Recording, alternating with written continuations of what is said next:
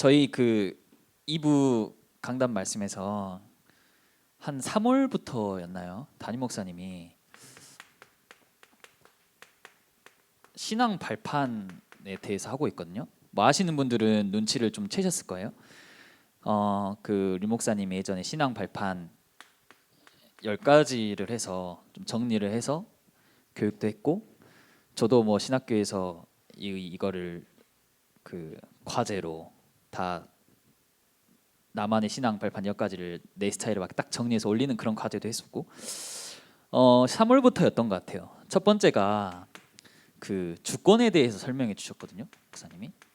기억이 안 나시겠지만 좀 더듬어 보시면, 그러면서 성부 하나님에 대해서 이야기를 해줬어요. 그때 주권에 대해 이야기하시고, 그리고 두 번째로 뭐 부활절 기점으로 그리스도에 대해서 이야기를 하셨고, 이게 성자 하나님에 대해 설명해 주셨어요. 이제 좀 흐름이 뭔가 잡히죠? 그동안 강단 말씀의 흐름이. 세 번째로 성령에 대해서, 이거는 한 2주 정도.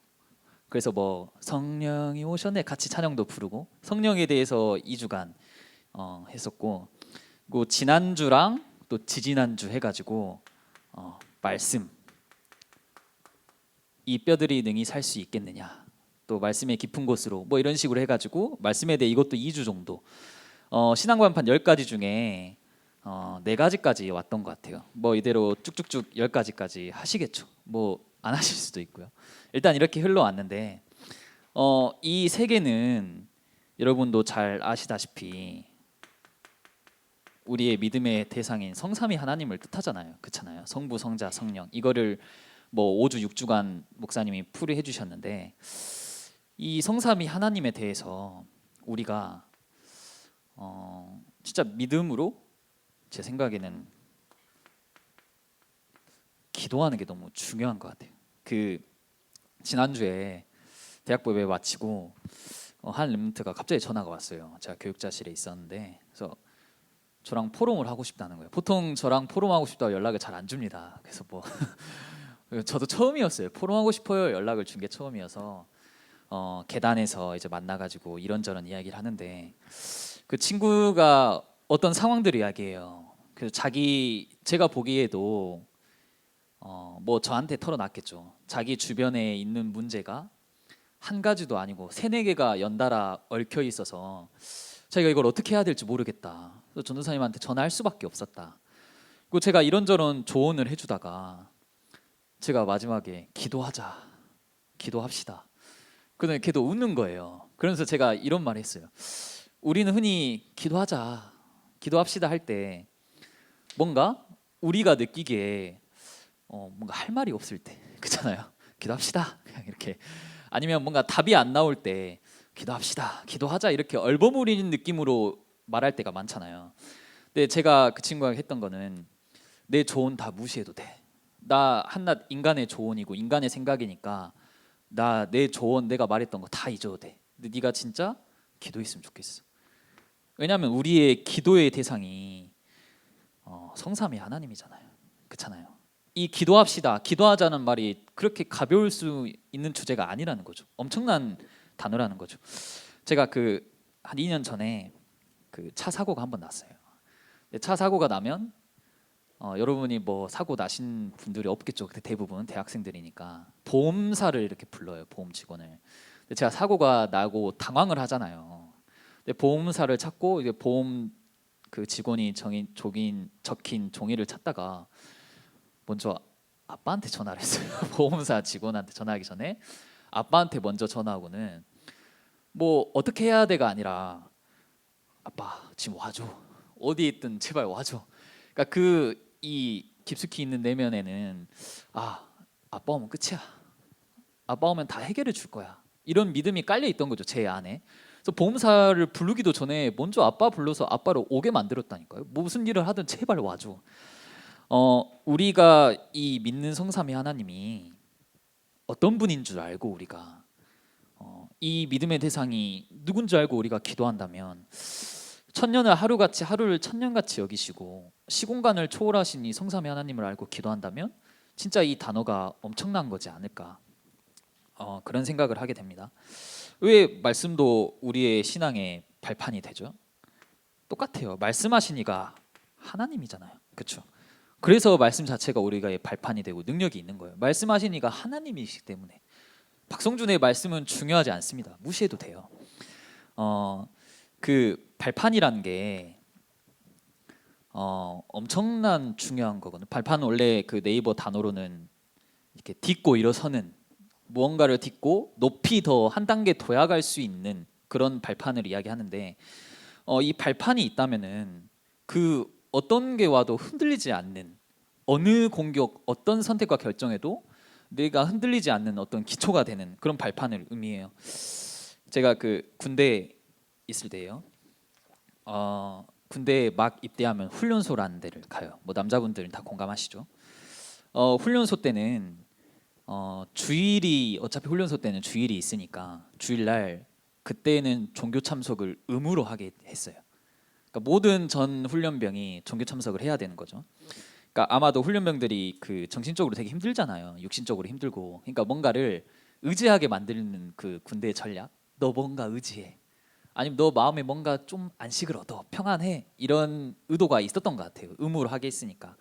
뭐 고야 전도사님이 요즘에는 뭐 인권 문제가 높아졌다 해가지고 군대 훈련소 때는 그 종교 참석을 의무로 하는 걸 폐지한다. 이렇게 맞죠?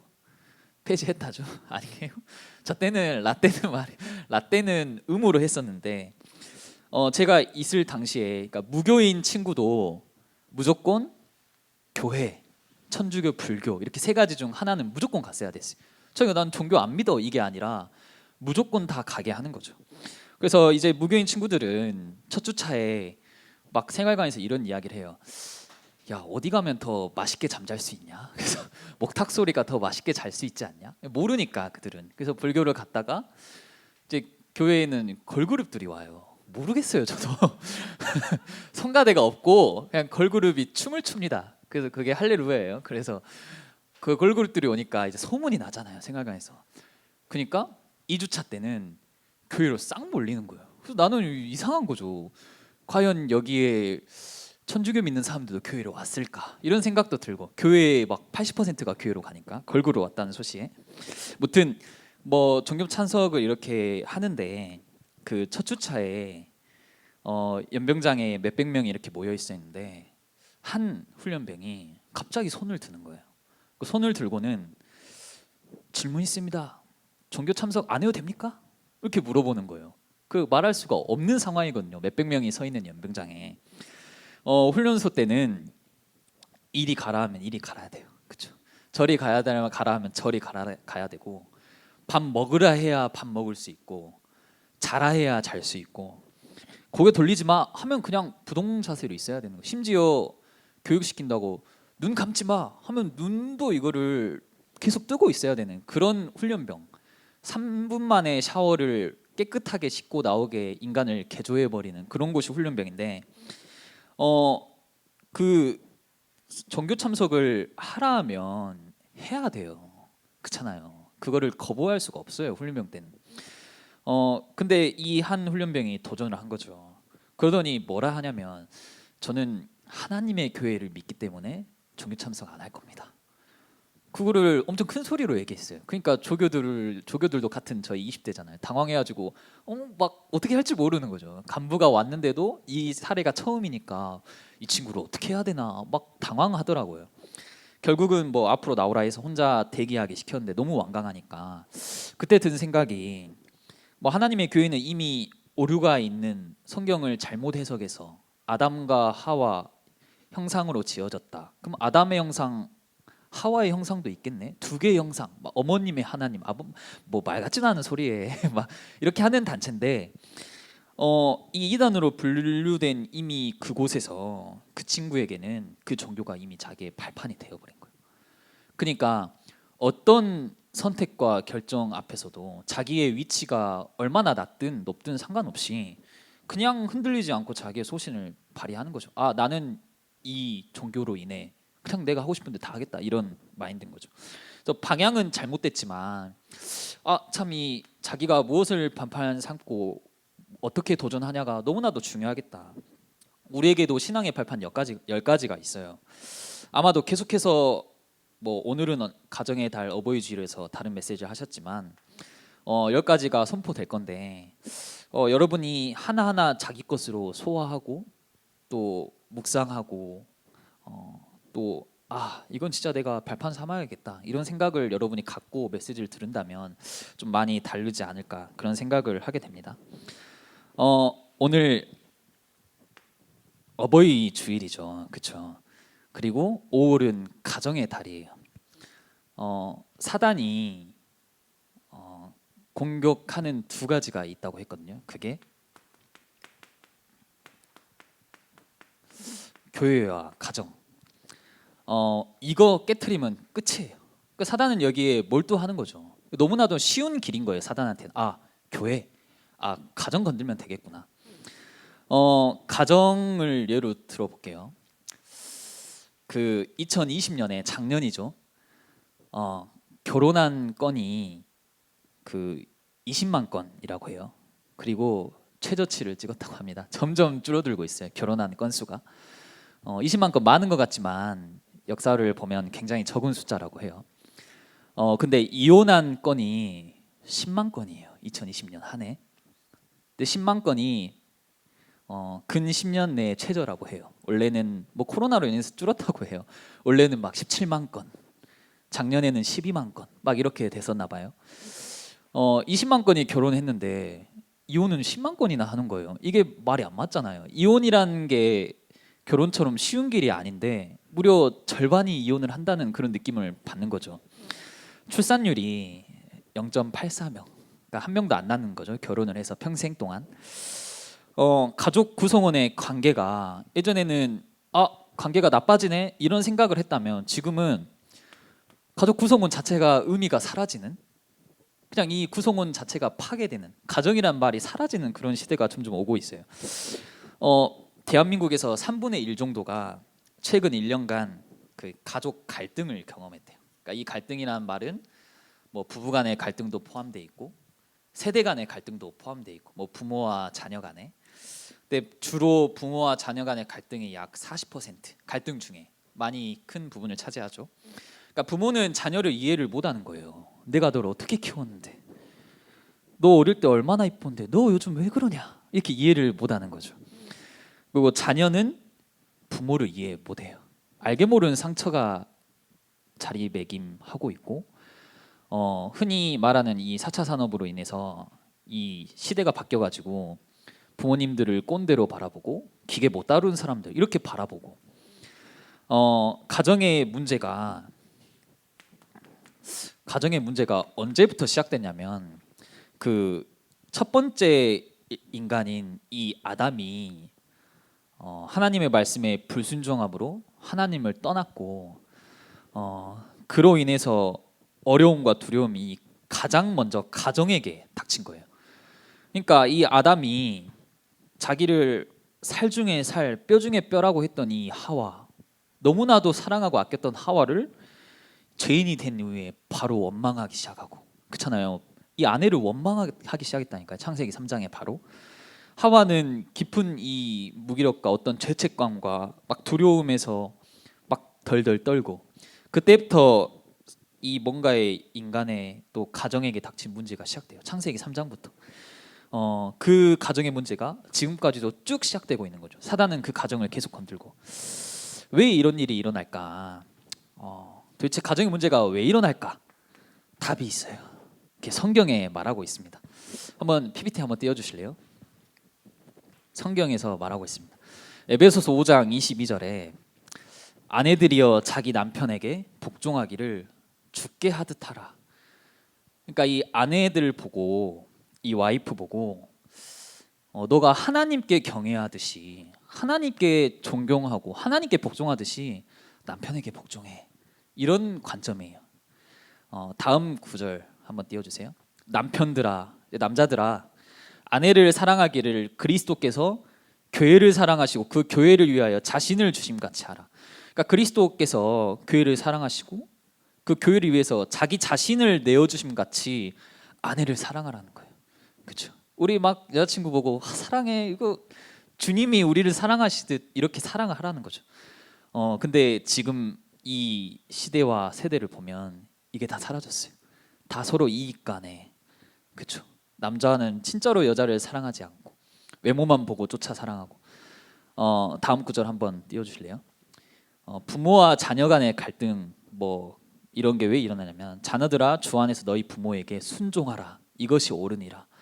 뒷구절에는 아직 보여주세요. 뒷구절에는 뭐 3절에는 이렇게 하는 게 진짜 네가 축복받는 길이야 이렇게 말씀하세요. 그러니까 이 말이 무슨 말이냐면 너가 부모도 순종하지 못하고 부모도 존경 못하고 부모 말씀도 안 따르면서 어떻게 하나님 말씀 따르냐, 어떻게 하나님을 경외해, 이런 문맥이에요. 아니 이 초점이 하나님께 맞춰져 있는 거죠. 두 번째로 다음 넘겨주세요. 또 아비들아 너희 자녀를 노엽게 하지 말고. 노엽게란 뜻이 뭔가 화가 나게 하고 분노하게 하고 섭섭하게 하고, 그러니까 자녀들한테 화나게 하지 말고 섭섭하게 하지 말고 분하게 하지 마라. 이게 부모한테 말하는 거예요. 그리고 오직이라 썼어요. 주의 교훈과 훈계로 양육하라. 뭐 저희 아빠도 주의 교훈과 훈계로 양육하지 않았어요. 그렇죠? 이 초등학교 때는 단소를 준비물로 사갑니다. 단소가 안 부러져요. 그래서 단소로 저를 이렇게 정죄하고 그 효자손으로 저를 때리시고, 그러니까 오직 주의 교훈과 훈계로 양육하지 않았던 거죠.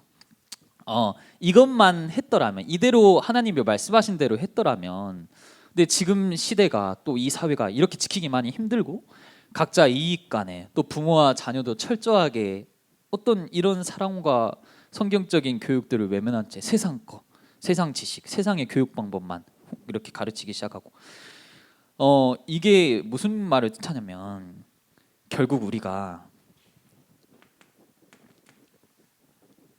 이 하나님을 향한 신앙을 놓쳐버린 거예요. 하나님을 경외함을 놓치고 하나님을 존경하고 하나님을 사랑하지 않았어. 그게 되면 다 되는 거예요. 주께 하듯 하라.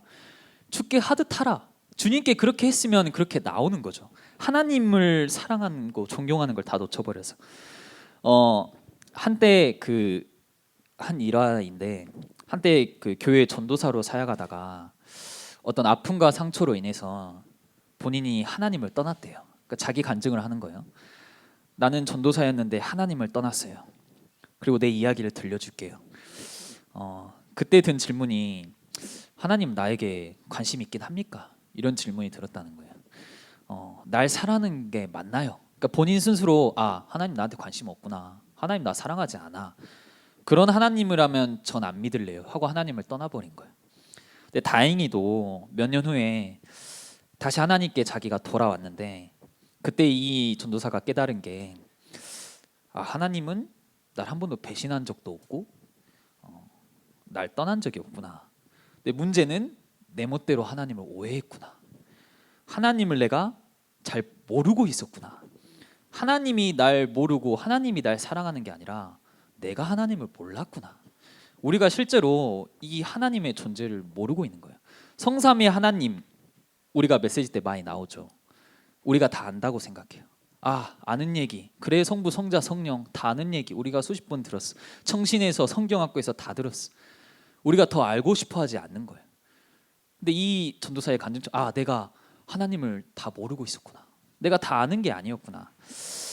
성경 봉독 다음 한번 띄워주실래요?